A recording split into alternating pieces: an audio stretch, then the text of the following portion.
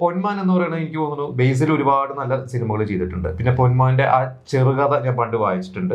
അത് സിനിമയൊക്കെ ഈ പറഞ്ഞ പോലെ തന്നെ ബേസിൽ ഭയങ്കരമായിട്ട് പൂണ്ട് വിളയാടിയ ഒരു ബേസിൽ ഒരു ഫാക്ടറാണ്. പിന്നെ ആ സിനിമ അവർ കൊണ്ടുപോയത്, ആ ഒരു സിനിമ എന്താ പറയുക, നമ്മളൊരു ഈ ചെറുകഥ വായിക്കുന്ന ഒരു സുഖം പോലെ തന്നെ അതിന്റെ അവസാനത്തെ ഒരു ക്യാരക്ടർ ആണെങ്കിൽ ഇവരെങ്ങനെയൊക്കെയാണ് അവരുടെ ക്യാരക്ടറൈസേഷൻ പോകുന്നത്, എന്തോ ഭയങ്കരമായിട്ട് ഒരു ഫീല് കിട്ടിയെന്ന് നമ്മൾ പറയുമല്ലോ. അത് മെയിനായിട്ട് എനിക്ക് തോന്നുന്നു അതൊരു ബേസിൽ തന്നെയാണ് ആ ഒരു ഫാക്ടർ. പിന്നെ ആ ഒരു പശ്ചാത്തലം അവർ ആ ചെറിയൊരു എലിമെന്റിനെ ബേസ് ചെയ്തിട്ട് അവർ അതിൽ അഭിനയിച്ചിട്ടുള്ള മറ്റ് കാസ്റ്റ് ആണെങ്കിലും ലിജോ മോൾ ആണെങ്കിലും നമ്മുടെ മറ്റേ അമ്പാനാണെങ്കിലും പിന്നെ ആ ഫ്രണ്ട്സ് ആയിട്ട് വന്ന ക്യാരക്ടേഴ്സ് ആണെങ്കിലും ഒക്കെ റിയൽ ലൈഫ് ക്യാരക്ടേഴ്സ് ആണല്ലോ.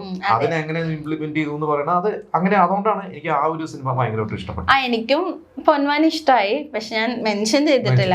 പക്ഷെ പൊന്മാൻ എനിക്ക് ഇഷ്ടപ്പെട്ടത് കൗതുകം കൊണ്ടാണ്.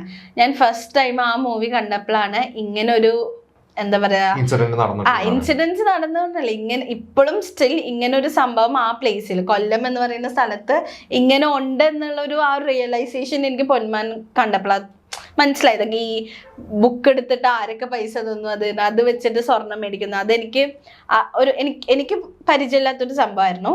ഈ മൂവി കണ്ടപ്പോഴാണ് ഞാൻ അതിനെപ്പറ്റി അറിയുന്നതും ഇപ്പോഴും അത് നടക്കുന്നുണ്ട് ഈ നാടുകളില്, ലൈക്ക് ഒരു ക്ലോസ് ആയി വില്ലേജ് ടൈപ്പ് സ്ഥലത്തൊക്കെ നടക്കുന്നുണ്ടെന്ന് പറഞ്ഞപ്പോ ആ ഒരു കൗതുകം തോന്നി. ശേഷം പിന്നീട് കുറെ ആർട്ടിക്കിൾസ് ഒക്കെ വന്നിട്ടുണ്ട് പല സ്ഥലത്തും, തൃശ്ശൂരിലൊക്കെ നടക്കുന്നുണ്ട് ഇങ്ങനെ.